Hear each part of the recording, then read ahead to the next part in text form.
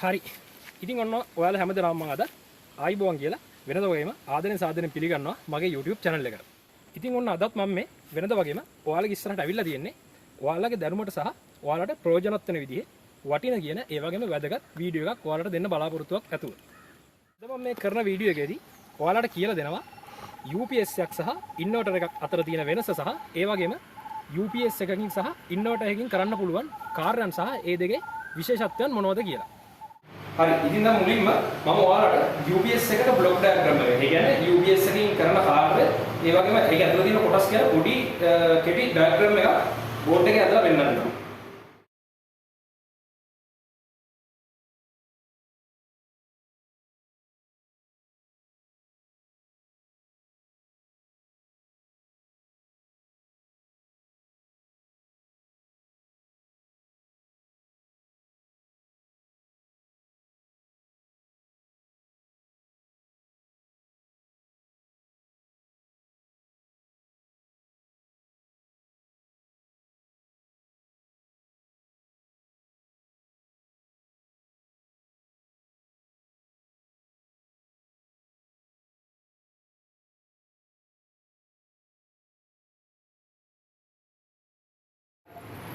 ඉතින් මෙන්න මේක තමයි AC අපේ UPS එකට කියන කැටලොග් එක. එහෙම නැත්නම් බ්ලොක් ඩයග්‍රෑම්. ඉතින් මුලින්ම මෙන්න මෙතනින් අපි ප්‍රධාන විදුලි සර්වර්වලට අපේ UPS එක සම්බන්ධ කරනවා. ඒකේ මේ AC main කියලා තියෙන්නේ.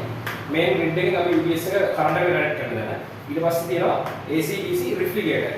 refrigerator එහෙම නැත්නම් AC කරන්ට් එක DC කියන බැටරි කරන්ට් එක බව සුමන දෙය කරන සුජුකාරක ඩයෝඩ් සෙට් එක. එහෙම නැත්නම් රෙක්ටිෆයර් සෙට් එක. ඊට පස්සේ තියෙනවා සුමටනය කරගත්ත ධාරාව තවදුරටත් සුමටනය කරන්න කැපැසිටර් සම්බන්ධ කරලා තිබු DC රිෆ්‍රිජරේටර් කියලා යුනිට් එකක්. ඒකත් තමයි UPS එකට වර්තන කරලා තියෙනවා. ඒ වගේම ඊට පස්සේ තියෙනවා චාර්ජර් කන්ට්‍රෝලර් එක. මේ චාර්ජර් කන්ට්‍රෝලර් කියන කොටස වැදගත් වෙනවා අපිට අපේ බැටරිය නියමිත ප්‍රමාණයට charge වුණාට පස්සේ බැටරිය කොට ඔෆ් කරන්න. ඊට පස්සේ තමයි බැටරිය තියෙන්නේ. මේ අපේ බැටරිය එකෙන් ඉතින් හැඳින්වීමක් කරන්න දෙයක් නැහැ. ඊට පස්සේ ආයෙ තියෙනවා බැටරියෙන් පස්සේ AC ඉන්වර්ටර් සර්කිට් එක. ඒ කියන්නේ බැටරි කරන්ට් එක අපි ආපහු ඒ DC කරන්ට් එක AC බවට පත් කරන්නේ මෙන්න මේ AC ඉන්වර්ටර් සර්කිට් එක කරා. ඉතින් ඊළඟට තියෙනවා ඉන්වර්ටර් සර්කිට් එක. ඉන්වර්ටර් සර්කිට් එකෙන් පස්සේ අපිට ඊළඟට බලා ගන්න පුළුවන් චේන්ජ් ඕවර් රිලේ එක. චේන්ජ් ඕවර් රිලේ එකේදී තමයි කියන්නේ සාමාන්‍ය කරන්ට් එක තියෙන වෙලාවෙදී ප්‍රධාන විදුලි සරණයෙන් අපිට අපේ වැඩ කටයුතු කරගන්න පුළුවන් විදිහට UPS එක වැඩ කරවලා කරන්ට් එක ගියම ශනිකව බැටරියට මාරු කරන්නේ මෙන්න මේ චේන්ජ් ඕවර් රිලේ එක. චේන්ජ් ඕවර් රිලේ එක හරහා තමයි අපි ලෝඩ් එක එහෙම නැත්නම් අපි මොකක් හරි ඩිවයිස් එකකට UPS එක සම්බන්ධ කරන්නේ. ඉතින් මේ චේන්ජ් ඕවර් රිලේ එක ආපහු මෙන්න මේ විදිහට මාරු වෙනවා AC මේන් ග්‍රිඩ් එකට සහ අපේ මෙන්න මේ බැටරි කරන්ට් එක තියෙන විදිහට අපේ කරන්ට් එකේ වෙනස් වීම අනුව. මෙන්න මේක තමයි අපේ තියෙන සාමාන්‍ය UPS එකේ බ්ලොක් ඩයග්‍රෑම් එක. ඉතින් දැන් මම ඔයාලට කියලා දෙන්න ඊළඟට පාවිච්චි කරන ඉන්වර්ටර්ස් ඒ කියන්නේ පවර් ඉන්වර්ටර්ස් එක තියෙන බ්ලොක් ඩයග්‍රෑම් එක. මේ වගේම තමයි හැබැයි මීට වඩා 50ක් විතර මම කලින් කිව්වා වගේ වෙනසක් ඒකේ තියෙනවා.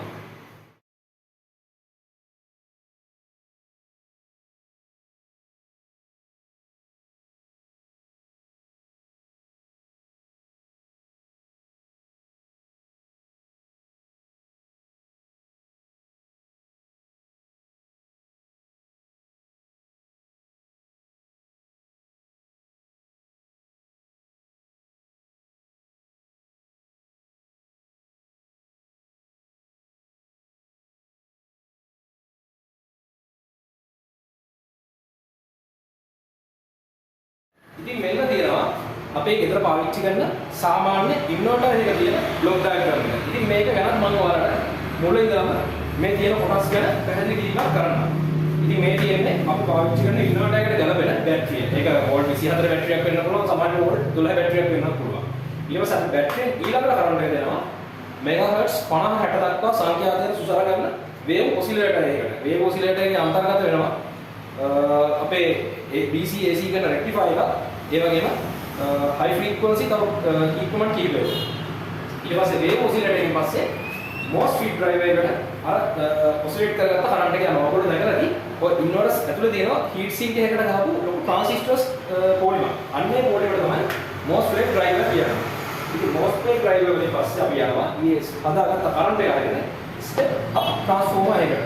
ඉතින් ඕනෑම ඉන්වර්ටර් එකක වේවා ඕනෑම UPS එකක වේවා මෙන්න මේ ස්ටෙප් අප් ට්‍රාන්ස්ෆෝමර් එක අනිවාර්යෙන් තියෙනවා. මෙතනදී තමයි මේ MOSFET වලින් සහ ඔසිලේටර් එකෙන් ඔසිලේට් කරගත්ත කරන්ට් එක ගානට අපේ ඕන ප්‍රමාණයට වැඩි කරලා ට්‍රාන්ස්ෆෝමර් එක හරහා ඇම්පියර් හදලා ලබා දෙන්නේ. ඉතින් ඊට පස්සේ ට්‍රාන්ස්ෆෝමර් එකෙන් පස්සේ තියෙනවා AC power out socket එක. අර ඉන්වර්ටර් එකේ පිටිපස්සේ තියෙන AC power out socket එක. power out socket එකෙන් ඉතින් අපිට ගන්න පුළුවන් සාමාන්‍ය විදිහට AC load එකක් සඳහා මෙන්න මේ විදිහට AC විදුලිය.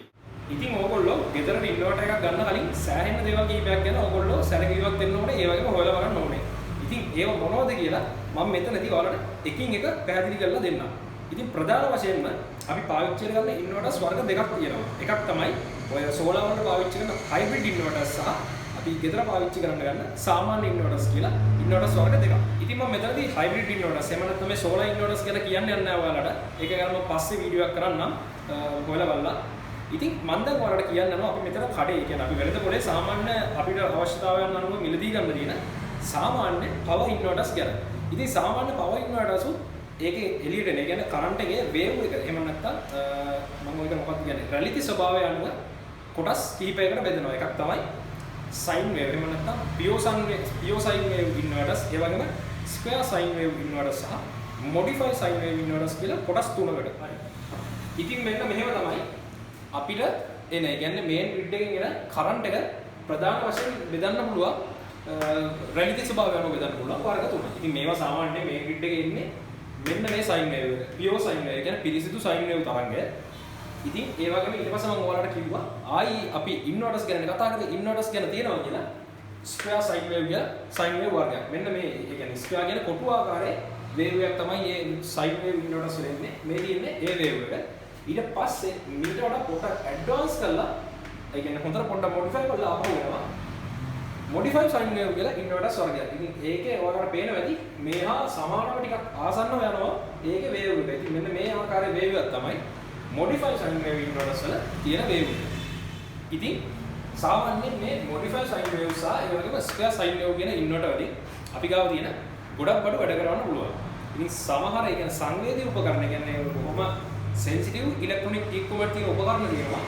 මෙන්න මේ සිග්නල් වල ඉන්වර්ටර්ස් වලින් වැඩ කරවන්න ගියොත් ඒවට ඒවයි තියෙන equipment වල හානි වෙන්න ඉඩ තියෙනවා. අන්න ඒ වගේ අවස්ථාවලදී අපිට පාවිච්චි කරන්න සිද්ධ වෙනවා මෙන්න මේ විදිහේ පියෝ සයින් වේව් ඉන්වර්ටර් එක. සාමාන්‍යයෙන් අපේ ගෙවල් වල නම් මම අර කිව්ව විදිහේ sensitive උපකරණ ගොඩක් පාවිච්චි වෙන්නේ නැහැ. ඒ හින්දා ඔයාලට පුළුවන් කිසිම ප්‍රශ්නයක් නැහැ. මෙන්න මේ ජාති තුනේ ඕනම ඉන්වර්ටර් වර්ගයක් අරගෙන ගෙදර පාවිච්චියට අරගන්න. ඉතින් සාමාන්‍යයෙන් මේ පියෝ සයින් වේව් ඉන්වර්ටර් එක ඉන්වර්ටර් එකක් ගන්න යන මුදලේ සාමාන්‍ය මෙන්න මේ විදිහේ මොඩිෆයි සයින් වේව් හරි ස්ක්වෙයාර් සයින් වේව් හරි ඉන්වර්ටර්ස් දෙකක් ගන්න පුළුවන්. මොකද මේකේ සාමාන්‍යයෙන් තියෙන ඉලෙක්ට්‍රොනික ඉක්විප්මන්ට්ස් වල ප්‍රමාණය වැඩි. ඒ වගේම මේකේ මිල සෑහෙන්න වැඩි. ඉතින් ප්‍රශ්නයක් නැහැ. ඔයාලට පුළුවන් මේ ඉන්වර්ටර්ස් වර්ග දෙක මේ ඉන්වර්ටර්ස් ගන්න සල්ලි නැති වුණු අවස්ථාවකදීම අරගෙන පාවිච්චි කරන්න. ඒක කිසිම ගැටලුවක් නැහැ. හැබැයි සමහර ඉන්ඩක්ෂන් කොයිල් එක කියන්නේ ඉන්ඩක්ෂන් මෝටර් වගේ දේවල් තියෙන දේවල් සාමාන්‍යයෙන් මෙන්න මේ ඉන්වර්ටර්ස් වලින් වැඩ කරනකොට පුංචි හම් එකක් ඒ ඉන්ඩක්ෂන් කොයිල් වලින් ඒ නැත්නම් මෝටර වලින් එන්න ඉඩ තියෙනවා. ඔන්න ඕක තමයි තියෙන එකම ගැටලුව. වෙන සාමාන්‍යයෙන් අපි පාවිච්චි කරන උපකරණ වලට කිසිම ගැටලුවක් වෙන්නේ නැහැ. ගෙදර එදිනෙදා පාවිච්චි කරන උපකරණ වලට මේ ඉන්වර්ටර්ස් මොඩිෆයි සයින් වේව් සහ ස්ක්වෙයාර් සයින් වේව් ඉන්වර්ටර්ස් හරහා ක්‍රියාත්මක කිරීම මගින්.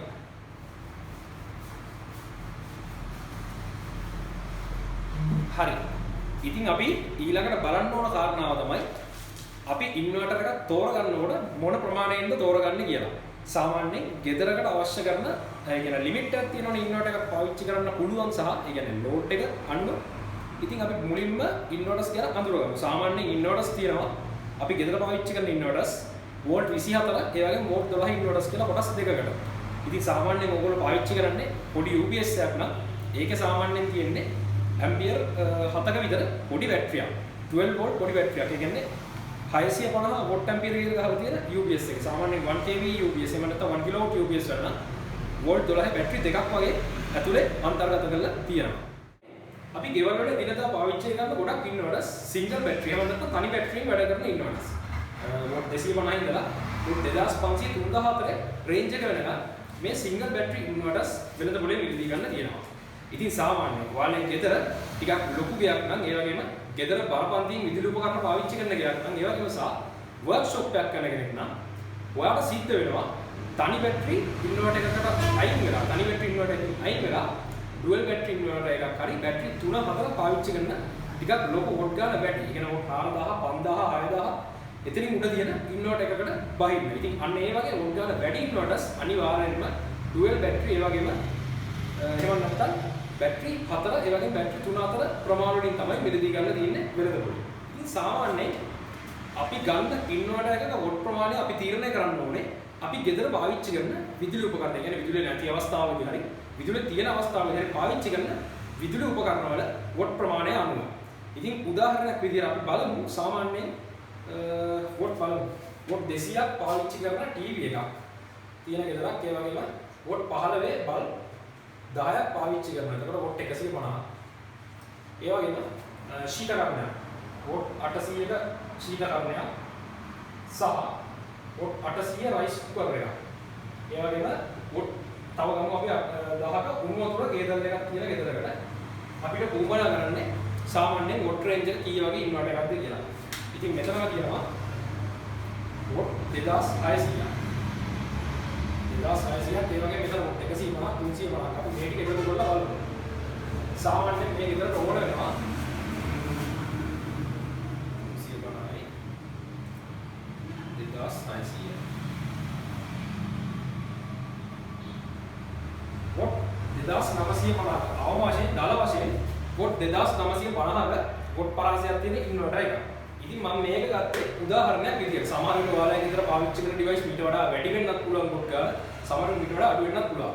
ඉතින් මම දැන් කියන්නේ මෙතනින් වැඩි වෙන. ඒ කියන්නේ මෙතනින් එහාට තියෙන උපකරණ පාවිච්චි කරන ගෙදරකට. ඉතින් ඔයාලා හිතන්නකො සාමාන්‍යයෙන් මම මේ ගත්ත උදාහරණයේ තියෙන ගෙදර වොට් 2950ක විදුලි උපකරණ සාමාන්‍ය විදුලිය නැති අවස්ථාවකදී මේගොල්ලෝ ඉන්වර්ටර් එකක් අරන් පාවිච්චි කරන්න අදහස් කරගෙන ඉන්නවා.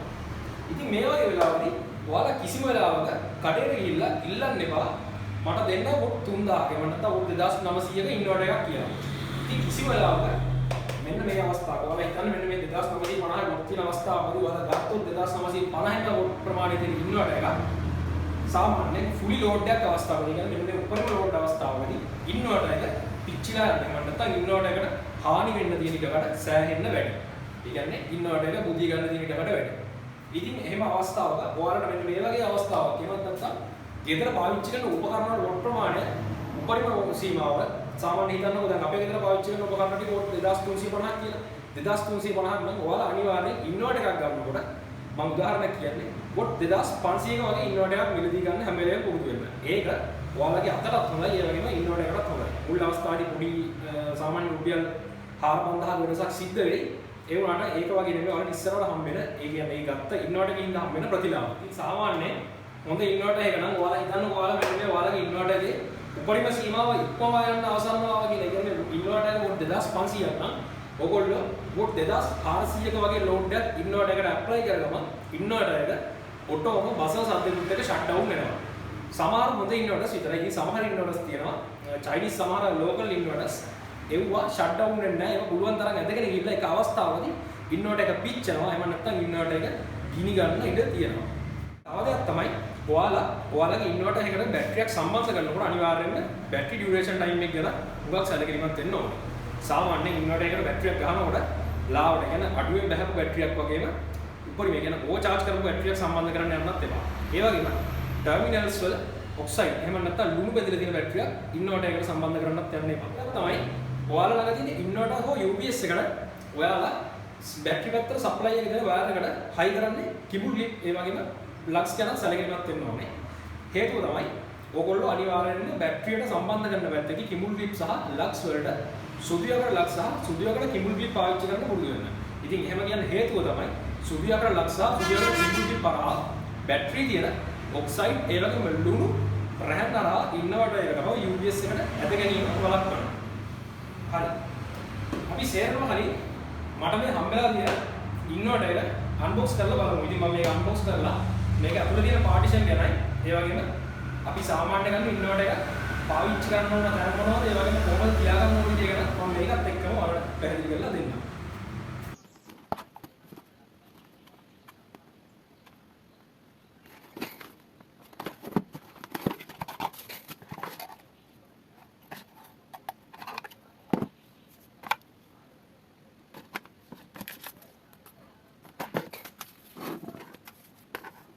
හරි. ඉතින් මෙන්න තියෙනවා අපි අද ගෙනාව ඉන්වර්ටර් එකේ අන්තර්ගත වෙලා තියෙන දේවල්. ඒ කියන්නේ ඉන්වර්ටර් එක ඇතුළත් කරලා තියෙන බොක්ස් එකේ අන්තර්ගත වෙලා තියෙන දේවල්. ඉතින් මේක කැටලොග් එක එහෙම නැත්නම් යූසර් මැනුවල් එක. ඒ වගේම මේක තමයි බැටරි ක්ලිප්ස්. ඉතින් මේකේ එක පැත්තක් බැටරියටත් අපේ අනිත් පැත්ත ඉන්වර්ටර් එකට සම්බන්ධ කරන්න තමයි හරි අස්සලා තියෙන්නේ. ඉතින් මම අන්න අර කිව්ව විදිහටම මෙයාලා අපිට දීලා තින්නේ මෙතනදී සුදු යකඩ කිඹුල් ක්ලිප් තියෙන බැටරි ලක් දෙකක්. ඉතින් අර මම කිව්ව හේතුව හින්දාම තමයි ඒගොල්ලොත් ඒක දීලා තින්නේ. ඒ වගේම මෙන්න මේක තමයි අපේ වැදගත්ම උපකරණය. ඒ මොකද්ද? ඉන්වර්ටර් එක.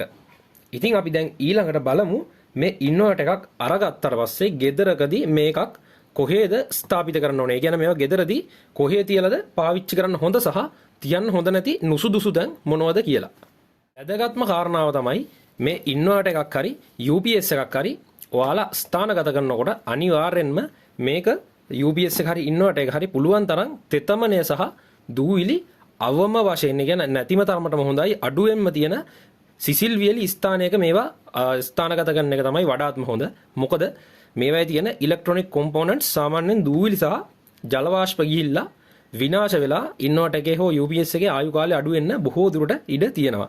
ඉතින් සේරටම කලින් ඔයාලා මේ ඉන්වර්ටර් එකක් ගන්නකොට අනිවාර්යයෙන්ම මේ කැටලොග් එක කියවන්න කියලා මම ඉල්ලනවා. ඉතින් මේකේ මේ සම්පූර්ණ ඉන්වර්ටර් එකේ ක්‍රියාකාරීත්වය ගැන හොඳ විස්තරයක් ඔයාලට බලා ගන්න පුළුවන් වෙයි. ඉතින් අපි පොඩ්ඩක් මේ ඉන්වර්ටර් එකේ තියෙන මේ කැටලොග් එක ගැන දැන් බලමු.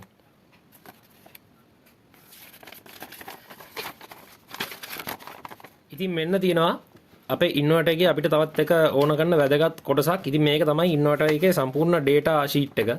ඉතින් මෙතන තියෙනවා ඉන්වර්ටර් එකේ රේටින් වෝල්ටේජ් එක කීයද, ඒ වගේම අපි මේකට දෙන්න ඕන ඉන්පුට් කරන්ට් එක කීයද, මේකෙන් අවුට්පුට් කරන කරන්ට් එක කොහොමද, ඒ වගේම බැටරියෙන් උපරිම අපිට දෙන්න පුළුවන් කරන්ට් එක කොච්චරද, අවම වශයෙන් දෙන්න පුළුවන් කරන්ට් එක කොච්චරද සහ මේකේ හර්ට්ස් ගාන. ඉතින් මෙන්න මෙතන තියෙනවා අපේ UPS එකකින් අවුට් කරන වේව් එකේ ස්වභාවය. ඉතින් මම අර ඔයාලට කලින් කිව්වා වගේ මේක ඇවිල්ලා modify sine wave inverter එකක්. modify sine wave එකේ හැඩය මෙන්න මේ විදිහට ඔයාලට බලා ගන්න පුළුවන් වෙයි. ඉතින් ඉන්වර්ටර් එකක් වියලි මතු පිටක සම්බන්ධ කරලා තියෙනකොට අනිවාර්යෙන්ම ඉන්වර්ටර් එකට දූවිලි සහ ජල වාෂ්ප අදින එක අවම වෙනවා. ඉතින් සාමාන්‍යයෙන් මේ ඕනෑම ඉන්වර්ටර් එක මෙන්න මේ විදිහට කූලින් ෆෑන් එකක් එහෙම නැත්නම් සිසිලන පංකාවක් තියෙනවා මේ ඉන්වර්ටර් එක සිසිල් කරන්න. ඉතින් මේ වගේ සිසිලන පංකා තියෙනකොට අනිවාර්යෙන්ම මේක තුළට හුලං ඇදලා ගන්නවානේ. ඒ හුලඟත් එක්ක ජල වාෂ්ප සහ දූවිලි ඇදගත්තොත් මේ ඉන්වර්ටර් එක බොහෝ දුරට විනාශ වෙන්න ඉක්මනින් විනාශ වෙලා යන්න ඉඩ තියෙනවා. ඉතින් ඒ වගේම තමයි ඔයාලා ළඟ තියෙන UPS එකක්, ඒ කියන්නේ ඔයාලා පාවිච්චි කරන්න UPS එකක් නම් සාමාන්‍යයෙන් UPS එක කරා මුළු ගෙදරටම ඔයාලා කරන්ට් එක දෙන විදිය ගැන වීඩියෝ එකක් මම කරලා තියෙනවා. ඒක ගැනත් දැන් නැත්නම් මම පහළ ලින්ක් එක දාන්නම්. ඔයාලා ඒකත් බලන්න. ඒ වගේම තමයි මම ඔයාලගෙන් තව දෙයක් ඉල්ලනවා. ඒගොල්ලෝ ඔයාලට වැදගත්ම කාරණාවක් කියන්න ඕනේ. ඔයාලා පාවිච්චි කරන ඉන්වර්ටර් එක හරි UPS එක හරි පුළුවන් නම් මාස 2කට හෝ මාස 1කමාරකට සැරයක්වත් අනිවාර්යෙන්ම පුංචි සර්විස් එකක් දීලා ඒක පොඩ්ඩක් රිෆ්‍රෙෂ් කරලා ගන්න පුරුදු වෙන්න. මේක සාමාන්‍යයෙන් අපිට දැන් මේ ඉන්වර්ටර් වොරන්ටි තියෙන ඉන්වර්ටර් එකකදී නම් ඔයාලට එහෙම කරන්න වෙන්නේ නැහැ. මොකද ඔයාලට පුළුවන් නියම කරලා තියෙන අදාළ සේවා ස්ථානයකට ගිහිල්ලා මේක සර්විස් කරන්න. ඉතින් සාමාන්‍යයෙන් නෝමල් ඉන්වර්ටර් එකක් නම් ඔයාලට කියන්නේ වොරන්ටි නැති ඉන්වර්ටර් එකක් නම් ඔයාලට පුළුවන් බය නැතුව හුලම් පාරක් වියලි හුලම් පාරක් අල්ලන්න. කිසිම වෙලාවක මේවට ජල වාෂ්ප හරි වෙන මොනවා හරි ඒ කියන්නේ සාමාන්‍ය සේදුම් දියර පාවිච්චි කරන්න එපා. හුලං අනිවාර්යෙන්ම හුලං වලින් හයි ප්‍රෙෂර් හුලං වලින් මේකේ තියෙන දූවිලි යනම්මන සුද්ධ කරන්න. ජල වාෂ්ප සහිත කියන්නේ දියර සහිත දේවල් මේකට කිට්ටු කරන්න එපා. අනිවාර්යෙන්ම හුලං අල්ලලා සාමාන්‍ය මේක පැයක් විතර තද අවුව වේලෙන්න හරි. මොකද හුලඟ එක්කත් අර කොම්ප්‍රෙසර් එකේ තියෙන ජල වාෂ්ප අපේ ඉන්වර්ටර් එකට ඇතුළු වෙන්න ඉඩ තියෙනවා. ඒ වගේම තමයි ඔයාලා ඉන්වර්ටර් එකක් මිලදී ගන්නකොට වගකීමක් තියෙන තැනකින් හැම වෙලාවෙම ඉන්වර්ටර් එකක් ගන්න පුරුදු වෙන්න. ඒ කියන්නේ බලයලත් නියෝජිතයෙක්ගෙන් ඉන්වර්ටර් එකක් ගන්න පුරුදු වෙන්න. ඒ වගේම කිසිම වෙලාවක ඔය පාවිච්චි කරපු ඉන්වර්ටර්ස් ගන්න යන්න එපා ගණන් අඩුයි කියලා. සාමාන්‍යයෙන් මෙහෙමයි අලුත් ඉන්වර්ටර් එකකට වඩා රුපියල් 4-5000ක් සමහර විට අඩු හෝ වැඩි වෙන්න පුළුවන් පාවිච්චි කරපු එක. ඒ වුණාට ඔයාලා ඒක අරගත්තට පස්සේ ඔයාලට විඳින්න වෙන කරදර නම් අපමණයි කියලා නිම කරන්න බෑ. සමහර ඉන්වර්ටර්ස් තියෙනවා ඒවා යන්තම් අටවල දෙන්නේ මාසයක් එකමාරක් ගිහිල්ලා පාවිච්චි කරනකොට ඉන්වර්ටර් එක සෙත්ත පෝච්චි. මම මේ කියන්නේ වැරද්දක් කියනව නෙමෙයි. මම මට වෙච්ච අත්දැකීම් ගැන කියන්නේ. කිසිම වෙලාවක ඔය ඉන්වර්ටර්ස් ගන්නකොට ඉන්වර්ටර් සහ UPS ගන්නකොට UPS එක නම් කමන්නේ. ඉන්වර්ටර් එකක් ගන්නකොට පාවිච්චි කරපු ඉන්වර්ටර්ස් ගන්න නම් පුරුදු වෙන්න එපා. අලුත් කිව්වාගේ ඉන්වර්ටර් එකක් මිලදී ගන්නවා නම් ඔයාලා වගකීමක් සහ විශ්වාසවන්ත සේවාවක් සපයන ආයතනකින් මිලදී ගන්න පුරුදු වෙන්න. මොකද ලොකු ගණන් දීලානේ මේවා ගන්න. සාමාන්‍ය මේ දැන් ඉන්නවට හැකුත් වෙනවා. සාමාන්‍ය වොට් 1000ක් ඉන්නවට හැකුත් වෙනවා දැන් රුපියල් 20000ක් විතර. ඉතින් මේ වගේ ලොකු ගණනක් දීලා ගන්න ඔයාලා මේවා අරගෙන සතියක් දෙකක් මාස දෙක තුනක් පාවිච්චි කරලා වීසි කරන්න නෙවෙයි සාමාන්‍ය කාලයක් පාවිච්චි කරන්නනේ. ඒ වගේම තමයි ඔයාලා මේ මිලදී ගන්න ඉන්වර්ටර් එකේ ඔයාලා සේවා සපයන ස්ථානයේ මිලදී ගන්න වෙලාවෙදී සමහර අවස්ථාවලදී මේවා මෙයාලා ලෝඩ් ටෙස්ට් කරලා පෙන්නනවා. ඉතින් අන්න ඒ වගේ තැනකින් ගන්න පුළුවන් නම් ගොඩක් හොඳයි. සාමාන්‍ය මම මෙතනදී වෙළඳ ප්‍රචාරයක් කරනව නෙවෙයි. හොඳ වෙළඳ නාම තියෙනවා වෙළඳ සන්නාම. අන්නේ ඔය සෝලා පැනල් එහෙම කරන ආයතනවල එයාලා ළඟ තියෙනවා වගකීමක් තියෙන ඉන්වර්ටර්ස්. ඉතින් අනිවාර්යෙන්ම ඔයාලා ගන්නකොට වොරන්ටියක් තියෙන ඉන්වර්ටර් එකක් මිලදී ගන්න පුරුදු වෙන්න කියලා තමයි මම මේ කියන්නේ. ඉතින් ඔන්න ඔය කාරණා ටික තමයි මට මේ ඉන්වර්ටර්ස් සහ UPS ගන්න සහ ගත්තට පස්සේ ඔයාලා කරන්න ඕන විදිහ ගැන කියලා දෙන්න ඕන උනේ. ඉතින් අද මේ කරපු වීඩියෝ එකේ ඔයාලට මොන හරි අඩුපාඩු සහ දැනගන්න ඕන අවශ්‍ය තැන් තියෙනවා නම් අනිවාර්යෙන්ම පහළ කමෙන්ට් සෙක්ෂන් එකේ කමෙන්ට් එකක් දාන්න. මම ඒක බලනවා. ඒ වගේම තමයි මගේ නම්බර් එක මම මේ channel එකේ description එකේ දාලා තියෙනවා. ඉතින් ඔයාලට මොකක් හරි ගැටලුවක් තියෙනවා නම් මේ සම්බන්ධව මාව සම්බන්ධ කරලා දුරකථන ඇමතුමක් දීලා හරි ඔයාලට ඒක ගැන දැනගන්න පුළුවන්. ඔන්න අද මම කියලා දුන්නා UPS එකක් සහ ඉන්වර්ටර් එකක් ඕගොල්ලෝ ගන්නව නම් බලන්න ඕන දේවල් මොනවද ඒ වගේම මිලදී ගන්න කලින් ඔයාලා දැනගන්න ඕන මොනවද කියලා. ඉතින් අද මේ කරපු වීඩියෝ එකේ ඔයාලට මොන හරි ගැටලු සහගත තැන් ඒ වගේම නොතේරෙන අපහැදිලි තැන් තියෙනවා නම් අනිවාර්යෙන්ම පහත කමෙන්ට් සෙක්ෂන් එකෙන් කමෙන්ට් එකක් දාන්න. ඒ වගේම ඔයාලට මාව සම්බන්ධ කරගන්න ඕන නම් මගේ දුරකථන අංකයත් මම දාලා තියෙනවා. ඉතින් මොනියම් හෝ ගැටලුවක්. ඒ කියන්නේ ඔයාලා UPS එකක් හෝ ඉන්වර්ටර් එකක් ගන්න කලින් ඔයාලට පැන නගින මොනියම් හෝ ගැටලුවක් තියෙනවා නම් මාව සම්බන්ධ කරලා මගෙන් උපදෙසක් ගන්න පුළුවන්. එහෙනම් ඉතින් ඔන්න අද මේ වීඩියෝ එක ඉවරයි. ඔන්න තවත් දවසක මම මේ වගේ වටින කියන ඔයාලගේ ධර්මයට වැදගත් වෙන වීඩියෝ එකක් අරගෙන ඉක්මනට ඔයාලගේ ළඟට එන්න. එතකන් ඉතින් ඔයාලා හැමදෙනාම තමන්ගේ වැඩ කටයුතු ටික කරගෙන පරිස්සමට ගෙදරට වෙලා ඉන්න. එහෙනම් ගිහින් එන්නම් හැමෝටම ආයිබෝවා. ජය වේවා.